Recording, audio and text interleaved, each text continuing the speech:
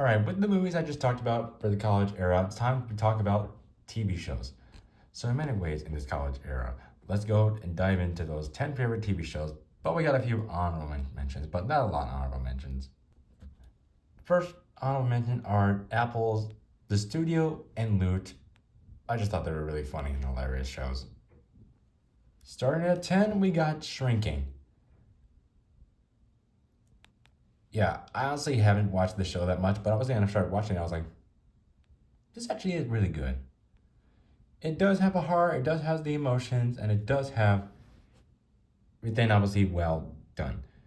It stars Jason Segel, who's a therapist. Obviously, his wife died in a car accident, and then he goes through a bit of a hard time, and then he just with him and his daughter, and then obviously with work, he obviously meets a guy who just has anger problems, and obviously has been a therapist for him.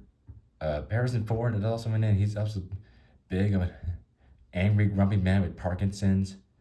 The characters are obviously funny, and there's some heart in there. It does have the emotions in it. The first season just I thought it was a prime start. Second season was well done, and the third season, oh man, third season was the best season ever, in my opinion. Probably the third season is probably my favorite. Yeah. So it's been nominated for countless Emmys, but I will say it is a really good show so far. Can't wait to see what they do for next season. Next up, give me Star Wars Ahsoka. Obviously, because like it starts things off with Star Wars Rebels. After the finale of Star Wars Rebels, it does things really kind of think where the audience want. The Anakin Skywalker cameo, I was an absolute fan of it. Sabine, I thought she was nice alongside Ahsoka. Rosario Dawson is no time playing Ahsoka, especially when you had Hayden Christensen and Ahsoka finally on screen together in live action. Hera, not a great character, but also finally seeing the Rebels characters in live action is absolutely fantastic. And now we're gonna get to season 2, so let's see how it goes. Next up, we have Daredevil Born Again. Yeah, we all know this. This is from the Netflix Daredevil, which it has more of the Daredevil R-rated things. And that's what they were able to do and keep it that way. First season, I thought it was now the second season is just solid enough. But it also has, Kingpin kind of be like the Kingpin that you want to see. Kind of a good guy, but also a bit of a bad guy. And there were some alright characters in it, but Karen and Matt, nice chemistry. Also great cameos like Jessica Jones and Frank the Punisher. I was definitely on board with them. And with the season ending, we are getting to season 3, but only time to see how it will go. But for now, it's too early, but we'll see how it goes next year for season 3. Next up, give me Only Murders in the Building. It's a comedy show basically on Hulu, starring Selena Gomez, Steve Martin, and Martin Short. It basically is about them three solving a murder in the building that they live in together, and they only solve it by doing a podcast. It's got the humor, it's got the laughs.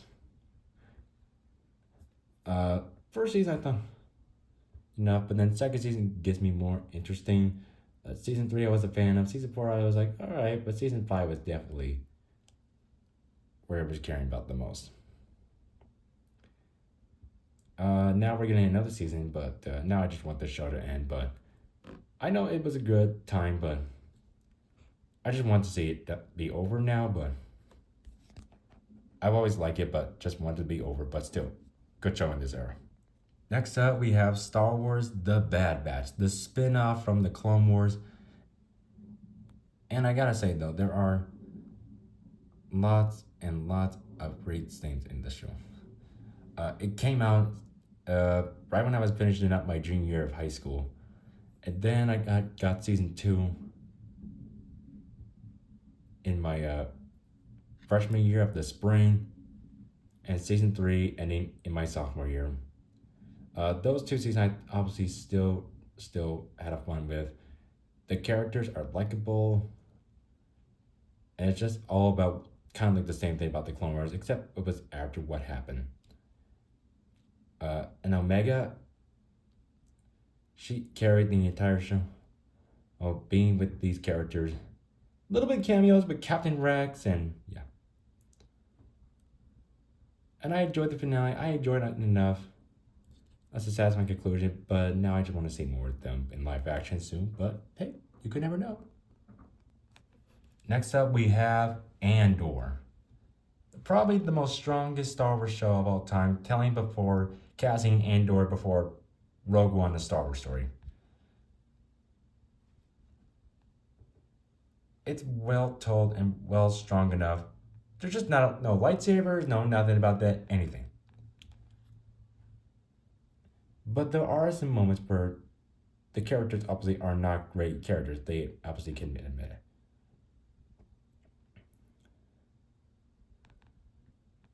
It has everything that they want, everything you want to see for a Star Wars show.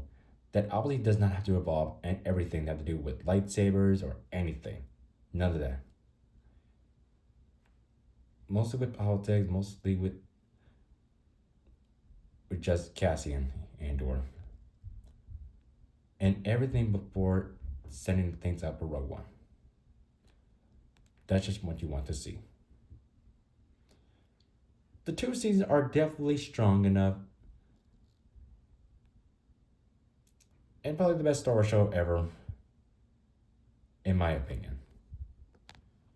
Next up, give me The White Lotus. Yeah, I didn't really talk about that much. I apologize.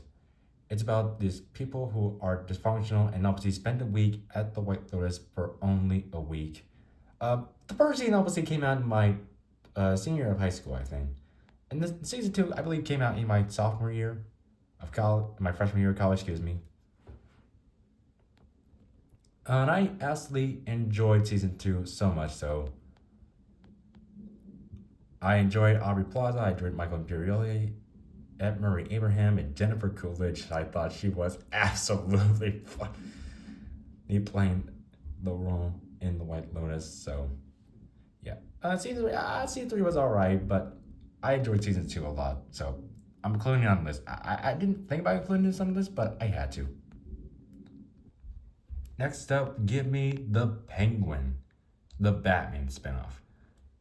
I thought it was absolutely 100% great. Excuse me. Colin Farrell nailed the part playing the Penguin of Oz. Christine Meloni, she as Sophia, she was also well done. Being part of the Falcone family, obviously a part of the Falcone family, and also Vic playing alongside and helping Oz. He was also a standout here. And it does have a little bit of The Sopranos in it, kind of feeling like, him as a mob boss and, dealing with his mother and the New Jersey kind of that way, except there was no therapist. And that's what makes it so brilliant. I had fun time watching it. And now we're just gonna wait until to see what happens with the Batman Part 2 coming out soon. But otherwise, I had fun time with it, and it definitely makes the list. The Penguin deserves to be on the list. Next up, give me Wednesday. I mean, come on, you obviously know it was gotta be on the list. All because Tim Burton and Jenna Ortega, which Jenna Ortega in the first Ortega, I gotta thank her for this one. I really had fun with season one though, obviously with Eden and all the characters. Obviously Wednesday kind of like trying to solve these mysteries and trying to see what kind of like what's going on. And Nevermore kind of remind me a little bit of Harry Potter. Season two, I also thought they leveled things up. Especially the dance scenes. Obviously, I think they were fans of. I enjoyed time with the whole Adams family in season two. We didn't really get a lot in season one, but yeah, it's hard for me to debate whether I like season one or season two more. But I can really say I would say I like season one a lot, or season two. But season one came out in freshman year for me, and season two came out senior year, and I really really liked this show a lot. The concept, the characters, the story, everything, just everything about it. And now we're getting season three, maybe next year, not this year, next year probably. I think, but still, can't wait to look forward to it. But in first place is going to The Bear, and I think anyone is going to deny it. I mean, no one is going to. It follows an award-winning chef, Carmen Brizzato, who returns to his hometown Chicago and just to manage the restaurant of the deceased brother, an Italian beef shop. And he has some anger in there. Carmen has some anger in there. His folks, with the restaurant, his life, and there's a lot of obviously issues that he has still got, but still has. Makes it complicated, but it makes things a lot complicated. But that's what makes everything well deserved of a drama show. You also have Ira Debris, who's absolutely nice in the supporting role, along with Evan Moss Backrack and every supporting character. Also cameos like Josh Hartnett, Bob Odenkirk, and of course, Jamie Lee Curtis. Season 1 and 2 are great. Season 3, I can take it or leave it, but I love season 4. Just didn't like the finale of it. But it is renewed probably for one last season. But overall, I enjoyed it, and it deserves to be at number one because I don't think there's any other question you could possibly deny about it. So yeah, The Bear is number one. And that's it. Those were my favorite shows of the college era. Hope you all had a good. I hope you enjoyed it. Do comment, like, subscribe. I'm gonna graduate today. So again, thank you all, and I will see you in the next video.